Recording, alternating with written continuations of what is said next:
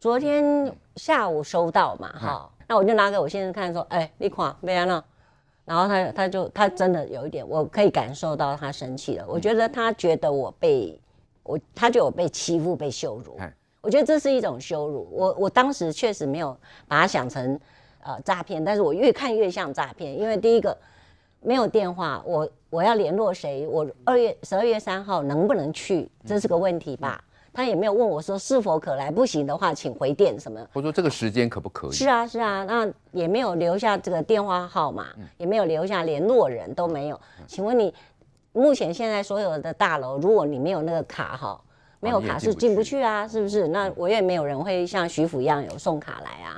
那我是不是去到他的那个楼梯间的时候，我就站在那边等有人出来上厕所的时候，我就问他一下可不可以帮我开门？开了门我也不知道找谁啊。对。那老实讲，我觉得这是一种对我很大的羞辱。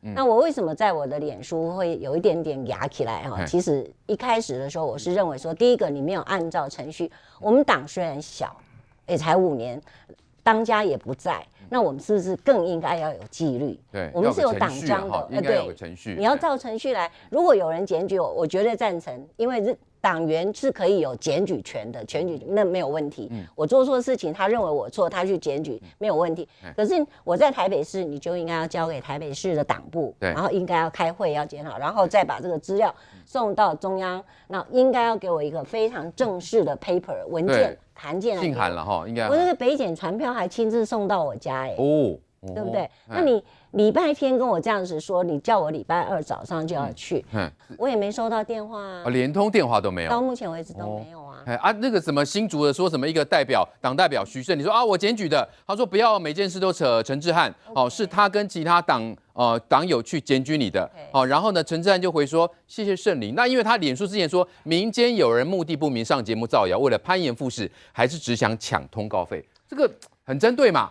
没有啦，一开始的时候，老实讲，我其实真的没有对号入座了，因为他没有指名道姓，我原则上不对号入座。就后来媒体做起来了以后，大家连来连去就说是我啦，好啦，那就好啦。但是我比较介意的是说，我是真的心里还蛮痛的，是说第一个志涵他是小孩子嘛，像女儿一样哈，小孩子啊，因为我很老嘛。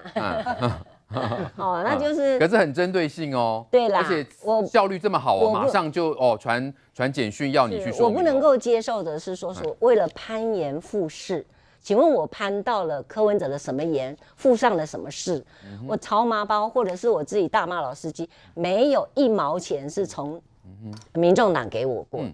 没有，从来没有，1毛钱都没有。而且你是自己经营公司嘛，你也没有靠柯文哲说去当我也没有跟他做过生意啊。我没跟他做生意，也没做生意，没做过生意啊。然后就叫我说只想赚通告费，他去上班也是为了要上班领上班的薪水嘛。那我把公司现在给收了，然后那我来这边领个车马费还好啦，让他不要这样啊。那讲这个话对我来讲，我是觉得有点重了一点啦。党内他们现在是有想把这些可能你们提出一些不同意见的，说出真话的，然后通通把它清除干净吗？最主要我在想，我是讲的说我的主张，我讲的是我的主张。我觉得党主席应该辞职。这个时候老实讲，如果今天伤害到党的名誉，到底谁伤害到党的名誉？我补充一下啦，这个因为今天其实声援大妈的有一个很重要的人，是以前柯文哲时代的市府的研考会主秘。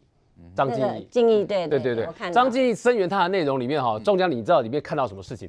你会觉得民众党这个党，你们是不是党章党规自己都搞不清楚，然后共起来乱办一通？为什么这样讲？来，第一个你看他发给这个慧荣姐给朱慧荣的这个简讯里面，他说他是违反纪律裁决条例第22条。那你知道柯文哲时代的市府研考会主秘他发在自己脸书上面，他说他发现民众党的制度真的只是摆设依需求而用，没有什么权威性。为什么？他说第一点，他发现说民众党现在没有纪律裁决条例呢。那你的简讯发出来说是因为违反纪律裁决条例第22条，对党伤害严重，然后所以要罚他。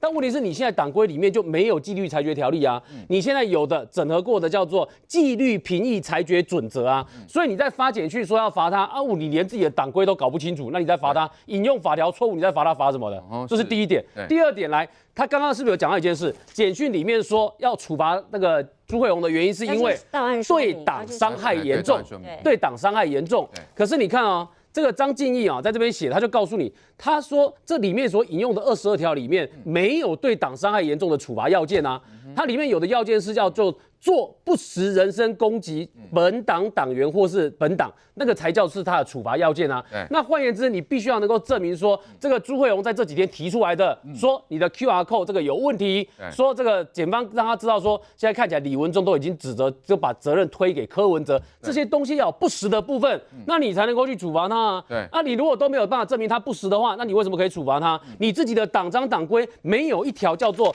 对党伤害严重哦，只有不实的部分哦，所以等于是按照民众党自己的党规，你这个自己的党规搞错，然后处罚要件也搞错，然后最重要的是，这也是大家今天很关心的，哪有人只有用简讯的方式告知，没有发文的程序？再怎么样，你一个要求说要处罚他一个调查程序，你要盖上你民众党的官房吧？对，你连盖官房都没有呢。就现在是民众党谁在发号施令啊？所以这就大家好奇的地方，就即便是民间机关，即便是社团法人，你今天要有这个处罚的程序，你都要盖上官房嘛？你怎么可能任何发文都没有，就一通简讯，然后就告诉他说这个我要请你们来做说明，然后它的程序哦，来你再看哦，这里面的程序呢，其实有趣在这里哦。这个大家在看的时候说，你这个发文的程序已经是很有问题了。说实话，最后他其实有人帮你查啦。即便你真的是不实人身攻击，就算这一条的话，也是停权2年而已，也没有开除党籍啦。也就是最糟糕的状况，也就是停权2年，也没有开除党籍。所以整件事情呢，这只想用这一条简讯把事情掩盖过去，反倒让大家看出来，民众党这个党呢，很多事情连自己的制度也不清楚，该处理的事情草率为之，然后该有的严谨一点也都没有。所以慧荣姐，你觉得党内现在到底是谁在发号施令？我突然觉得有一点完全看不懂，我觉得完全看不懂。但是呢，我自己如果这样说，我会感觉，因为之涵他写了这样的一篇，感觉上就是告诉底下人说可以做事的这种感觉，所以我才会 tag 他。对，虽然可能有一点冲动啦，如果你们要怪我说我有点冲动，我是因为就这样连结下来嘛。那我不能，因为效率太好了吧？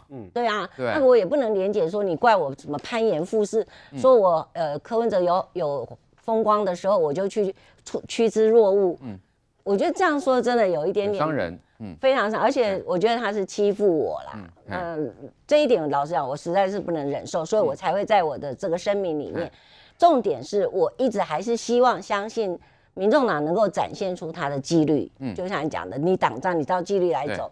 你给我一个简讯，里面连署名都没有，你至少让我知道你是哪一个地方、哪一个部会发出来。如果到现在只有简讯，然后连电话都没有，那你明天还要去吗？我原则上明天是不会去，主要有一个原因是我已经约了，我办公室也有事情，对我自己有我自己的事情嘛。我是有开公司，所以并不是说我是攀岩附势，这个我还是蛮计较的。慧荣姐，那因为这个其实在这个包括陈志涵还有徐胜林他们底下那些留言，一大堆的那些钢铁小仔都在骂你，骂得凶了，骂得凶。对，所以你怎么看这种情况？你这个这么创党元老，结果反而是现在是你觉得有人刻意在发动吗？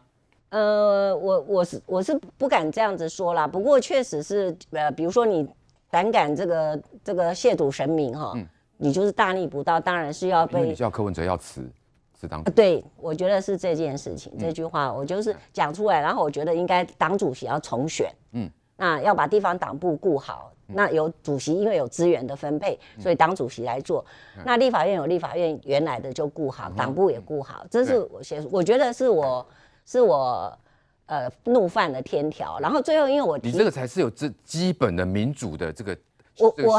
我还要求提醒他们一些民主的一些观念，这才正确的。对啊，变成是亵渎神明。